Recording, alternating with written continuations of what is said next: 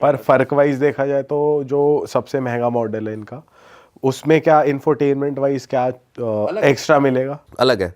आप screen size देखोगे, आप बेस मॉडल में देखते हो तो आपको स्क्रीन साइज मिलता है, शायद इसमें डुअल स्क्रीन है, बट अगर आप टॉप मॉडल में जाते हो तो उसमें आपको 3 स्क्रीन दिखती हैं।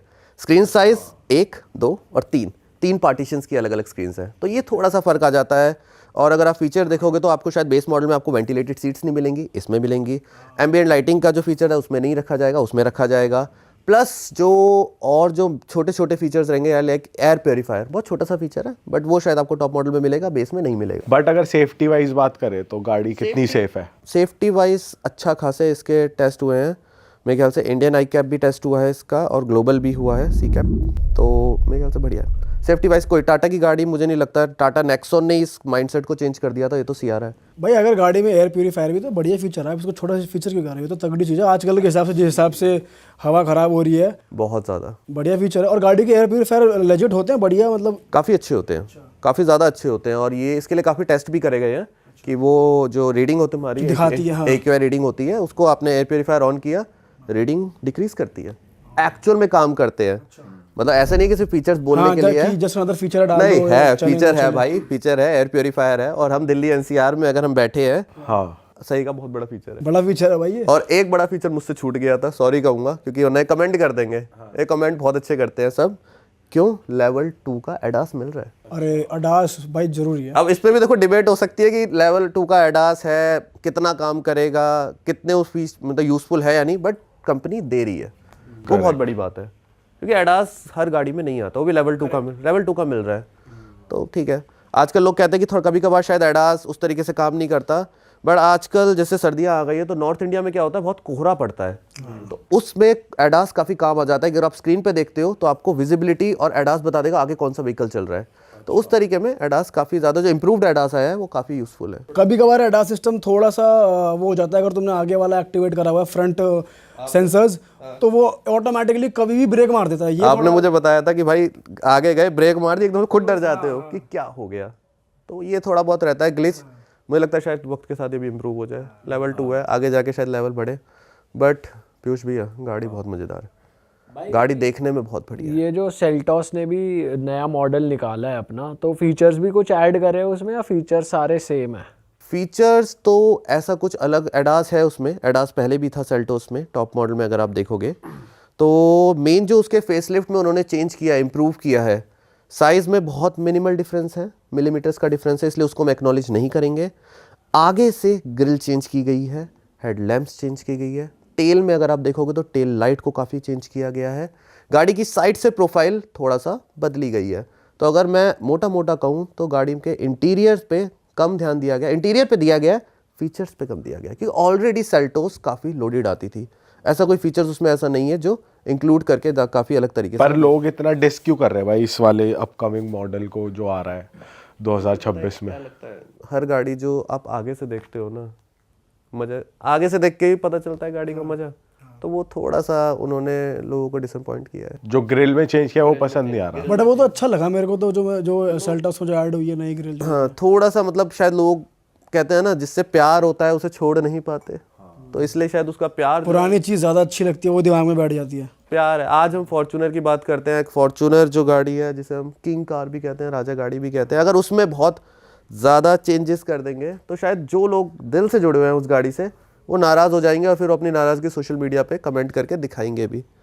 तो वो मुझे लगता है शायद लोगों का जो प्यार था उससे, एक ट्रेडिशनल जो उसका लुक था आगे से, वो थोड़ा सा चेंज किया गया है, तो इसलिए। भाई अगर ईवी की भी बात करें तो अभी जब हम डिस्कस कर रहे थे ऑफ कैमरा, आप बता रहे थे कि वैगनार भी ईवी में आ रही है तो वैगनार तो हमेशा चर्चे में रही है, सोशल मीडिया पे भी मीम्स भी बनते आए हैं वैगनार्स के ऊपर, वैगनार लेने वाले भी बहुत लोग बैठे हुए हैं। बिल्कुल। तो क्या वैगनार ईवी सक्सेसफुल रहेगी आपके हिसाब से? मुझे पता है क्या लगता है, वैगनार की तो हम बात करेंगे, वैगनार आती है मारुति से, राइट, मारुति की गाड़ी आती है। मारुति मेरे ख्याल से ईवी में सबसे लेट आई थी, आपने देखा होगा शायद लास्ट मंथ उन्होंने अपना एक इवेंट किया और उन्होंने अपनी फर्स्ट ईवी लॉन्च करी, और उसके साथ उन्होंने ना एक प्लान भी लॉन्च किया कि गाइज हम दिल्ली में बैठे हैं और ये हमारा लास्ट लोकेशन चंडीगढ़ है, तो फ्रॉम दिल्ली टू चंडीगढ़ जो कि 220 या 250 किलोमीटर का जो रास्ता रहता है, उसमें वो खुद मारुति अपने 65 plus stations, EV stations launch करेंगे। ओके। मतलब वो चाहते हैं कि हर 5 किलोमीटर में इंडिया में ईवी स्टेशंस रहें। तो इसीलिए जो मारुति की जो अब अगली गाड़ी आने वाली है, क्या कहते हैं जिसे हम, वैगन आर, वो बहुत चलेगी, बहुत चलेगी। और रीज़न उसका प्राइस एक बहुत बड़ा फैक्टर है। अभी शायद वैगन आर का प्राइस रहता होगा शायद 7 लाख या 6.8 लाख से स्टार्टिंग है। उसका प्राइस ईवी का इन्होंने बढ़ाया नहीं है, 8.5 lakh. Wagon R electric 8.5 lakh, मतलब इस प्राइस में सही अगर वो price है ईवी दे रही है, और मारुति में लोगों का ट्रस्ट कभी कम नहीं होगा, क्योंकि शायद बाकी कंपनीज अभी जुड़ी होंगी इंडियन कस्टमर से, मारुति शायद 1970, 75, 80 से कस्टमर के साथ जुड़ी है। और उनकी सर्विस, उनकी मेंटेनेंस और उनका जो कहते हैं ना आफ्टर सेल्स जो कनेक्शन रहता है, वो काफ़ी ज़्यादा अलग है। उनका बेस और उनकी जो कहते हैं ना जड़ उनकी जो है, वो काफ़ी गहरी है इंडिया में, जो शायद बाकी कंपनीज अभी उसको ट्राई कर रही हैं कि वहाँ तक पहुँच जाए, पर थोड़ा सा मुश्किल होगा। पर ईवी की ओवरऑल मार्केट का क्या लग रहा है आपको, क्योंकि हम देख रहे हैं डिक्लाइन होती जा रही है ग्लोबली भी, इंडिया में भी। ग्लोबली तो अभी बहुत ज़्यादा डिक्लाइन हुई है। अगर मैं बात करूँ यूएस मार्केट की, तो वोल्क्सवैगन एक बहुत बड़ी कंपनी है, उन्होंने अपना 50% बजट कम किया ईवी के लिए। और एक और बहुत बड़ी यूएस की कंपनी है, अगर आप गूगल करेंगे पता चलेगा, उन्होंने भी अपनी जो प्रोडक्शन है ईवी को होल्ड पे डाला है। बजट कम नहीं किया बट होल्ड पे डाला है।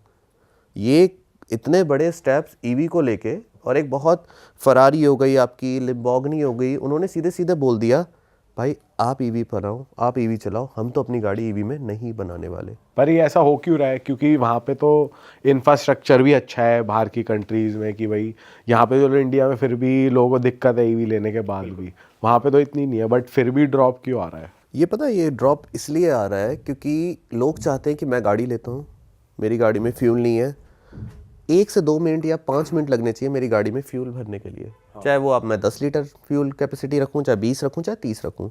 बट ईवी में अभी भी शायद वो चीज़ हम अचीव नहीं कर पाए कि विदिन 3 और विदिन 4 मिनट्स हम उसको चार्ज कर पाएँ। अगर मैं कहीं निकल रहा हूँ एक लॉन्ग ट्रिप पे, तो मैं नहीं चाहूँगा कि मैं बार बार जाके अपनी गाड़ी को चार्ज करूँ, मैं यही चाहूँगा कि मेरे को एक साथ हो जाए। तो इसलिए मुझे लग रहा है शायद ये डाउन आ रहा है। प्लस अभी EU जो है, यूरोपियन यूनियन, जिसके अंदर यूरोप की सारी कंट्रीज़ आती हैं, उन्होंने अभी कहा था आज से 2 साल पहले कि 2035 तक, 35 के बाद कोई भी गैस की गाड़ी, वो गैस कहते हैं, हम लोग पेट्रोल डीजल कहते हैं, वो गैस कहते हैं, कोई भी गैस की गाड़ी उनकी रोड्स पे नहीं चलेंगी। पिछले महीने उन्होंने थोड़ा ढील बरती कि हाँ चलेगी, ये वाली चलेंगी, वो वाली नहीं चलेंगी। मतलब गवर्नमेंट तक इसमें ढील बरत रही है यूरोप में। बट भाई जैसे ज़्यादा से ज़्यादा स्टेशंस बन जाएंगे ईवी को चार्ज करने वाले स्टेशंस, तो फिर तो ईवी का बढ़ना जायज़ है। क्योंकि मैं एक स्टैट्स पढ़ा था कि 2030 तक रोड पे तुमको 70% गाड़ियाँ ईवी दिखने वाली हैं। तो ये तो फिर ग्रोइंग है। ऐसा होने वाला था, और ईवी का अपना एक मार्केट हमेशा रहेगा, बिल्कुल रहेगा ईवी का मार्केट। बट सुनने में आ रहा है कि आजकल कुछ फ्लेक्स फ्यूल का भी डिमांड, मतलब डिमांड कह रहा हूँ, उसकी टेक्नोलॉजी इंट्रोड्यूस होने वाली है इंडिया में। और शायद हाइड्रोजन फ्यूल की तरफ भी काफ़ी गाड़ियाँ, काफ़ी कंपनी अपने R&D में हज़ारों करोड़ खर्च कर रही है। हाइड्रोजन फ्यूल अभी तक शायद इंडिया में मेरे ख्याल से किसी गाड़ी में इंट्रोड्यूस नहीं हुआ, बट हाइड्रोजन फ्यूल की टेक्नोलॉजी भी आने वाली है, और वो मुझे लग रहा है ईवी को बहुत ज़्यादा हिट करेगी। तो शायद ये जो, क्योंकि जो बड़े प्लेयर्स होते हैं ना, उन्हें गेम पता होती है, और बड़े प्लेयर्स कहीं भी 1-2 साल की गेम नहीं खेलते, वो हमेशा देखते हैं अगले 15 साल 20 साल में क्या होने वाला है। 1-2 साल की गेम्स तो छोटे प्लेयर्स खेलते होंगे, बट बड़े प्लेयर्स तो उनके दिमाग में है कि नहीं यार ये सस्टेन नहीं कर पाएगी ईवी। तो शायद हो सकता है कि इतनी बड़ी बड़ी ब्रांड्स, इतने बड़े बड़े जो कहते हैं ना, ये अपना इन्वेस्टमेंट और वगैरह खींच रहे हैं शायद ईवी से। भाई मैं एक चीज़ देख रहा था, जो मर्सिडीज़ और BMW है, तो मर्सिडीज़ अपना कॉस्ट कट करने के लिए BMW से इंजन लेगी, तो मतलब मर्सिडीज़ में भी अब BMW के ही इंजन आएंगे। तो ऐसा हो रहा है, और आपको पता है इसके बारे में कि क्यों हो रहा है? मेरे ख्याल से शायद कॉस्ट कटिंग के लिए भी है ये, और शायद ये टेक्नोलॉजी शेयर की भी एक डील हुई है इनके बीच में, क्योंकि हमेशा BM के जो इंजन्स देखते हैं वो स्पोर्टी इंजन्स रहते हैं ज़्यादातर। तो इस तरीके से, बाकी वही है, जब डिटेल में पता चलेगा इसके बारे में तब, बट हो सकता है, माइट भी। भाई 2026 की बात करते हैं, और कौन कौन से गाड़ियाँ लॉन्च हो रही है, कौन कौन से ब्रांड्स क्या क्या प्रोडक्ट्स लेकर आ रहे हैं, थोड़ा बताओ। पहले बात करते हैं हम किसकी, Hyundai की। Hyundai की एक आयोनिक कार करके काफ़ी अच्छी गाड़ी है, बट काफ़ी हाई बजट की है, तो वो लॉन्च होने वाली है। उसका बजट ठीक ठाक रहेगा, 40 के अराउंड। आपकी टाटा में आने वाली है हाई राइडर, और टाटा में आने वाली है Urban Cruise EV, Hyryder 7 seater. आपकी जो लोग बहुत पसंद करते हैं लैंड क्रूज़र FG प्राडो, वो भी लॉन्च होने वाली है इंडिया में। प्राडो वापस आ रही है अगले साल। और अगर मैं बात करूं MG में, तो MG लॉन्च करेगी, जो उन्होंने अब शायद कर भी दी, MG हेक्टर का फेसलिफ्ट लॉन्च किया है, प्लस आएगा। और MG की 2-3 इलेक्ट्रिक कार्स आ रही हैं, बट वो काफ़ी हाई बजट की है, अप्रॉक्स मोर देन 40 लाख से। एक आ रही है MG की मैजेस्टिक या मैजेस्टर करके एक गाड़ी है, जैसे हमारी ये थी अभी ग्लॉस्टर थी, शायद ग्लॉस्टर को ये डिसकंटिन्यू करेंगे, और उसके बाद एक 7 सीटर उसी की तरीके की गाड़ी ला रहे हैं, मैजेस्टिक।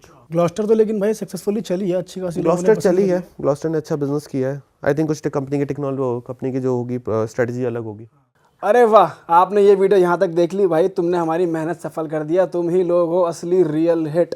और अगर आपको बहुत मजा आ रहा है ऐसी क्लिप्स में, ऐसी वीडियोस में, तो फटाफट जाइए प्लेलिस्ट पे बिंज वॉच कीजिए और सारी वीडियोस देख डालो और मौज काटो। That is it. हम मिलेंगे नए पॉडकास्ट में, नए क्लिप में। Till then bye bye, see you, take care, do subscribe.